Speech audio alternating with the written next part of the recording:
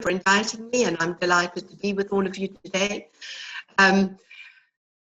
The whole question of diversity and culture is one that's been very important to me all through my life, I guess. Growing up in South Africa, there were obvious challenges at every corner to address issues of difference and diversity.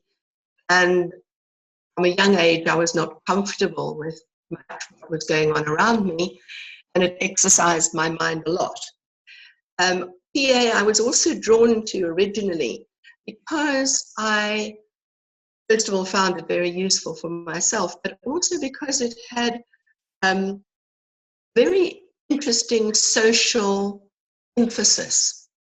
And I firmly believe and know that we are social beings, and that while in psychotherapy we often focus on the individual, the social context of that individual is vital, was vital in their growing up and remains vital.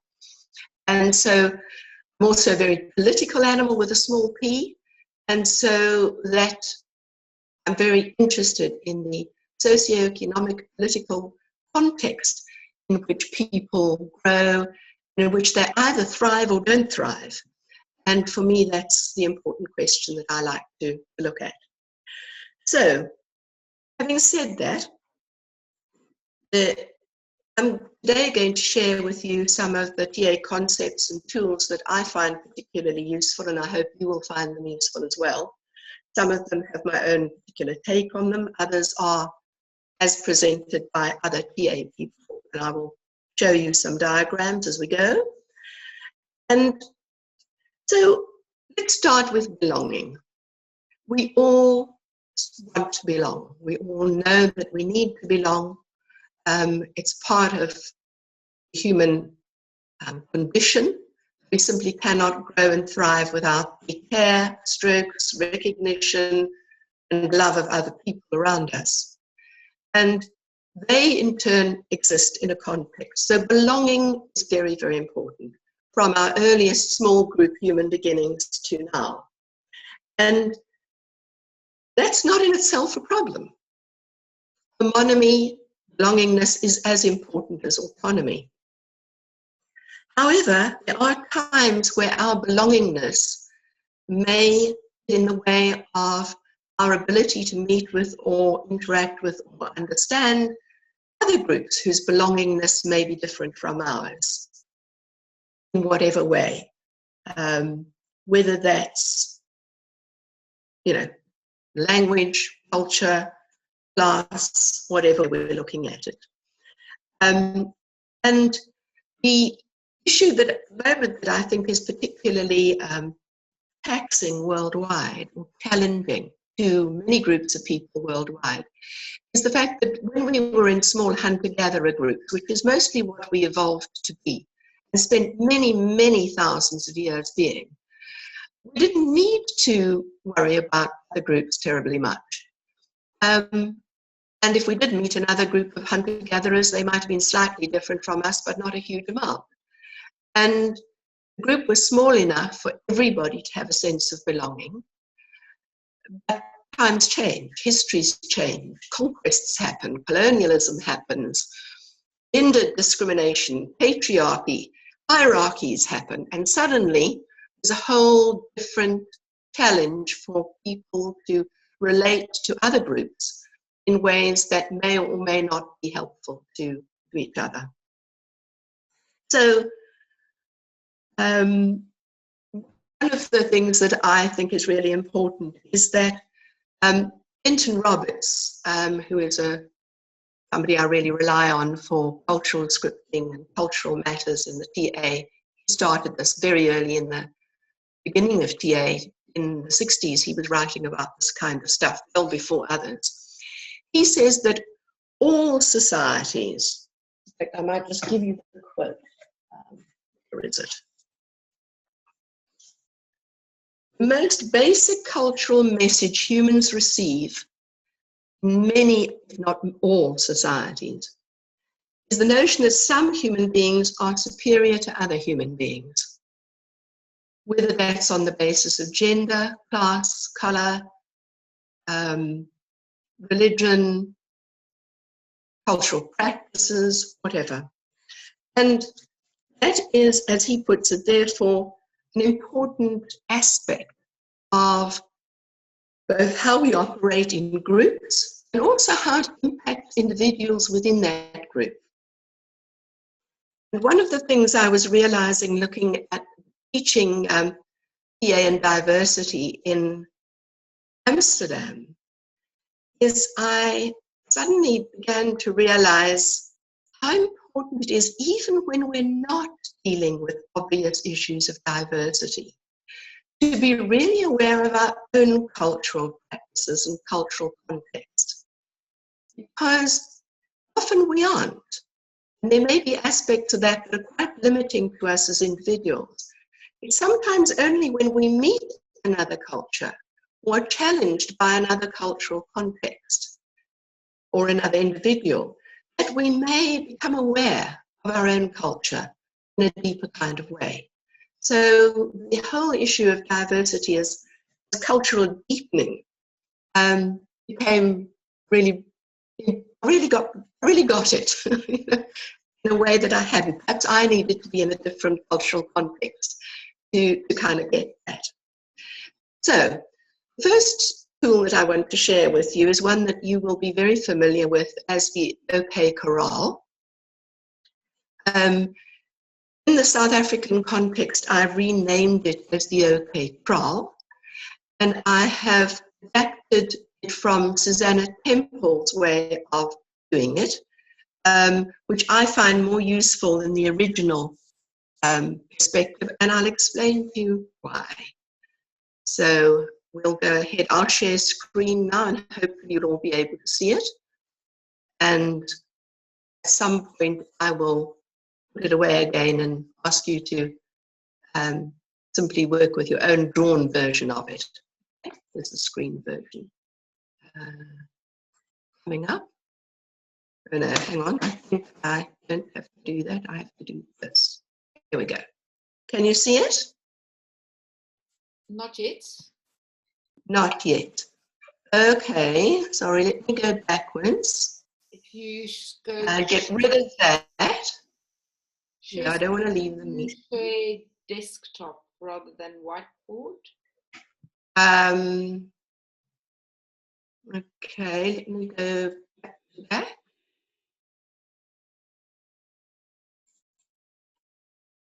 Let me go here. If I do that. Yep. Your PowerPoint's opening up. Are you getting something?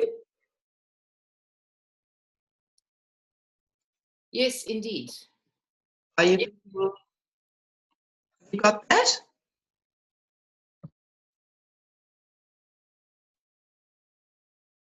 Is the screen shared?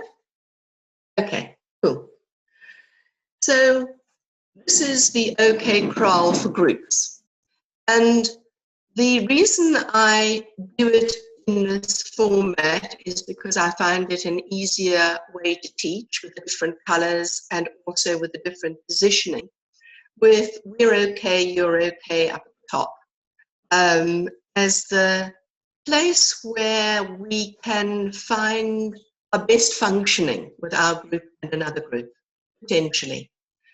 And again, this is both a philosophic stance, as it is with I'm okay, you're okay, and a group position, life position, or individuals within the group life position stance.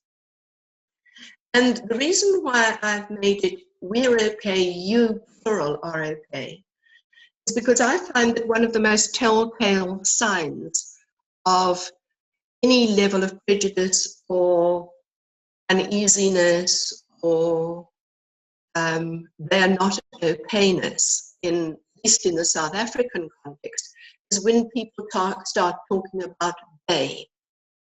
Why are they always doing this or that? Why do they always come late for meetings? Why do they never smile except with their, and show their teeth? Why do they, whatever? So I prefer to use the you plural as a sort of showing more respect and more equality.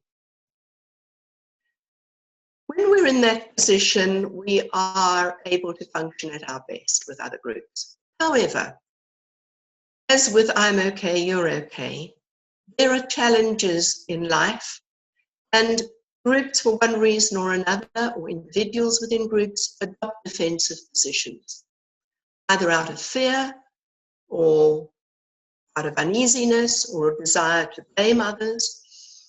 And I'm going to use South Africa as my example because it's the one that I'm most familiar with. So if we look back on our apartheid history, we can quite easily see that we're okay and they're not okay was the position adopted most clearly and most obviously by the white people who were in charge. And the obvious solution was to create Bantustans and get rid of black people out of the areas into their areas. Unfortunately, as in any oppression, the people who are oppressed sometimes get to believe that we're not okay, and that they are. It's not always true, but quite often this can become the case. And will keep away, will withdraw, will try to keep themselves safe from interactions with the other group.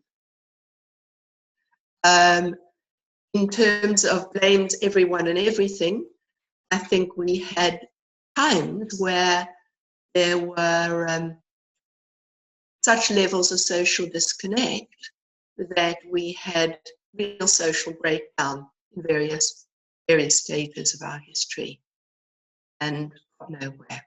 Fortunately, we have come out of that, but we are still left with a lot of residual belief systems and learning and perspectives that still tend to maintain these okay prowl group positions.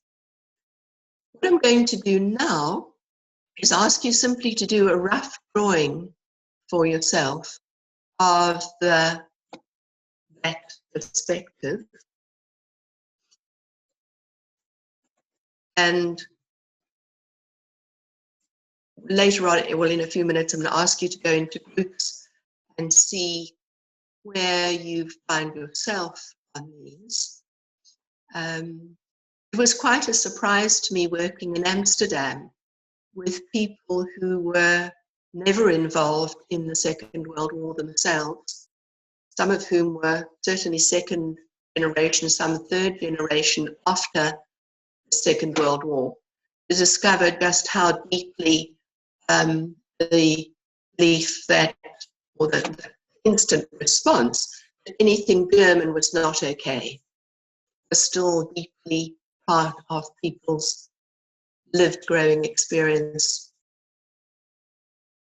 and a hangover from the war. Okay, I'm going to remind me how to get rid of this, please, Karen. Stop the share, I've got it. Okay, here we are, back again. First of all, before you go into your group, your pairs to share, are there any particular questions you would like to put to me for understanding before you move on? This is my first time of doing a webinar, and I felt very out of touch with you during that presentation. What exactly are we supposed to do? We're supposed to we made a little sketch of this, and then what's the next step? I'll give the instructions in a moment. Ah, okay. Sharon? When I started to think about it, I realized that it changes depending on the situation that I'm in. So when I'm in South Africa, I've got one place. When I'm in the UK, I've got another place. And in different situations, I've got different places. Good question. That's going to be part of the instruction. Oh, okay, sorry. Okay, let me give the instructions and then perhaps you ask questions of anything. So your instruction is to have a look at that little square and a set of squares and see where you fall, roughly speaking, how much time I'm assuming much of the time you're in, we're okay, they're okay.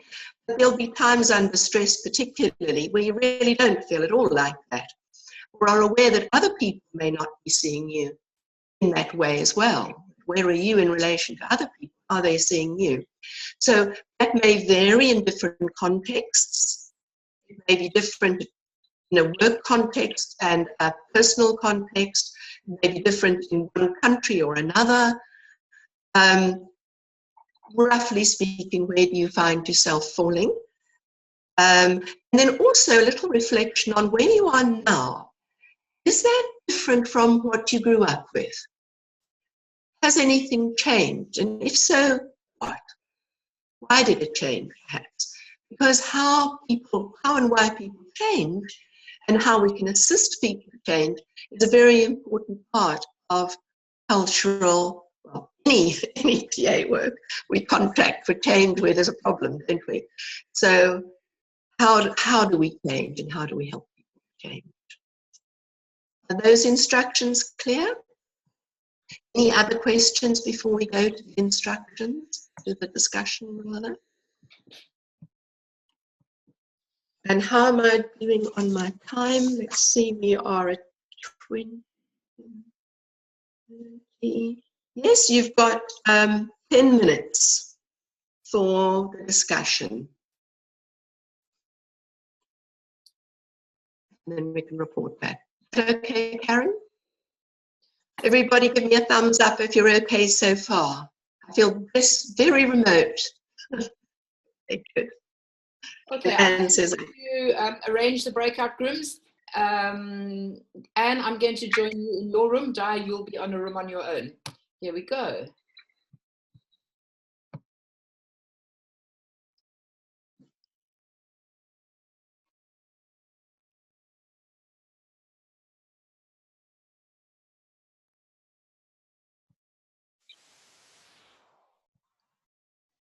So are you inviting me to join breakout room 6? Yeah. And you're on your own in that one, just so that you go somewhere.